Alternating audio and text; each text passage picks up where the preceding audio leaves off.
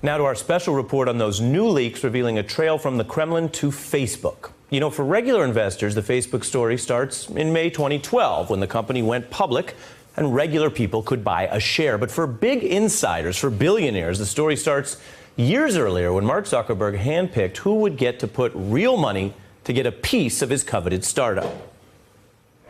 I'm here with Mark Zuckerberg, CEO and founder of Facebook, and new investor Yuri Milner from Digital Sky Technologies. Hey, guys.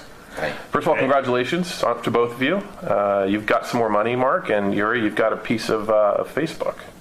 That reporter voice is a tech reporter who was introducing Mark and his big new investor, Yuri Milner, who first bought a stake in Facebook all the way back in 2009. Now, Mark touted Milner's global perspective and said this was the best partner for Facebook. When we were thinking about doing this, we had a lot of optionality as to pick the partner that would be best for us, find the terms that would make the most sense for us. And you know, a lot of the investments in the portfolio that Yuri and DST have were really attractive for us in terms of the insight and understanding that they have in the space. Milner didn't just have understanding of the space. He had the kind of money that could be tied up for years, hundreds of millions of dollars, and Milner went on to make waves in the Valley. He had a $100 million mansion and a social life cultivating some of the most powerful millennial billionaires in Silicon Valley. Zuckerberg even went to Milner's wedding in 2011. But until now, the public didn't know how Milner had so much money for Facebook or for houses. This Paradise Papers leak, which is driving all these stories today about Wilbur Ross and Apple taxes, this leak also is revealing something brand new about Milner's Facebook money. It came directly from a Putin-run company. How much? Well, the amount, over $900 million, routed from the Kremlin's Gazprom oil company to another company in the British Virgin Islands, which bought most of Milner's company.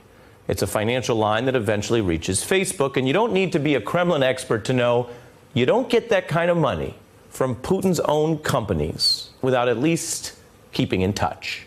Now, to be clear, we don't know what Milner's doing with the Kremlin right now. We do know he's worked with Putin's number two, Dmitry Medvedev, specifically on tech issues. It's the same Putin official who met with Zuckerberg in person in 2012. Zuckerberg even dressed up for that meeting, wearing a tie, and he brought the man who now serves as Putin's prime minister a Facebook T-shirt. We made a shirt for you.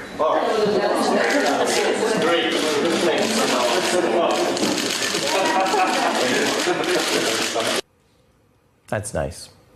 This isn't in the news today because of Facebook's vaunted transparency.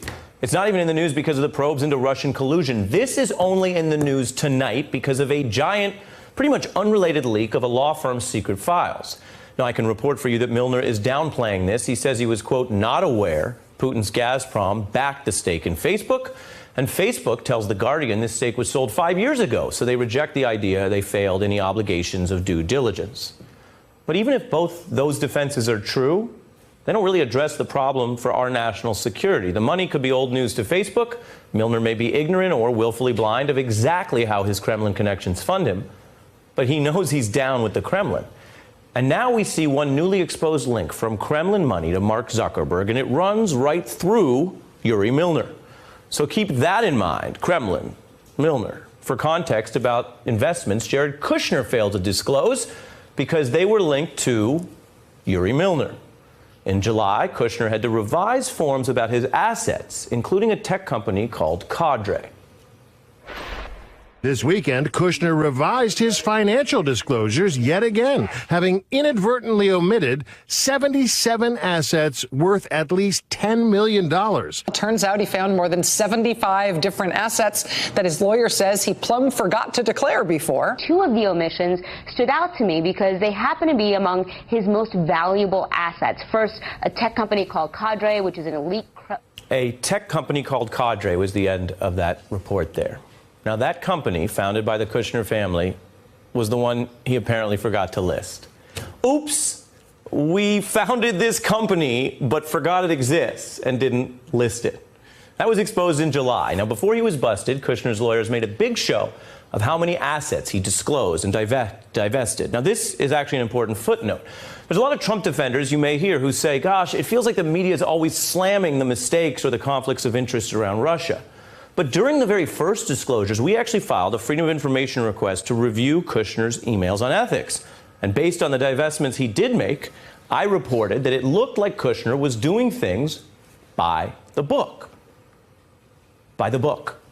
Credit from the media. That was in our report in February. But it didn't last, because by July, this cadre problem surfaced, with Kushner reporting he actually held between $5 million and $25 million. Now, failing to disclose millions of dollars in a company your family founded, not by the book.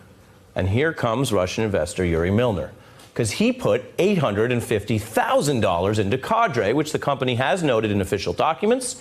Now, you could argue there's nothing wrong with getting some money from a Russian investor tied to the Kremlin and working around Putin's allies.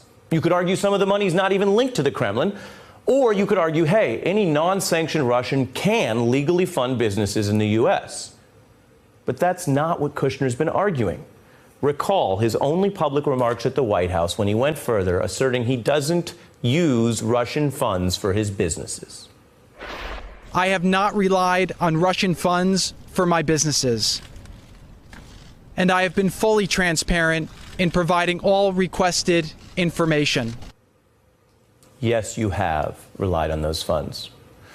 Unless Kushner's lawyers told him he could deny relying on Russian funds, so that everyone listening thought he was denying taking Russian money, but then they were parsing the word rely to mean, say, be dependent on, so they could later argue if they had to in court that while he used some Russian funds, he wasn't reliant or formally dependent on them. This is why lawyers are so annoying. The questions for Jared here are the same as always. Why are your financial forms wrong so often? Why are your diplomacy forms wrong so often? And when you update them, out of the 193 countries in the world, why are the undisclosed meetings and assets on the forms so often linked to Russia?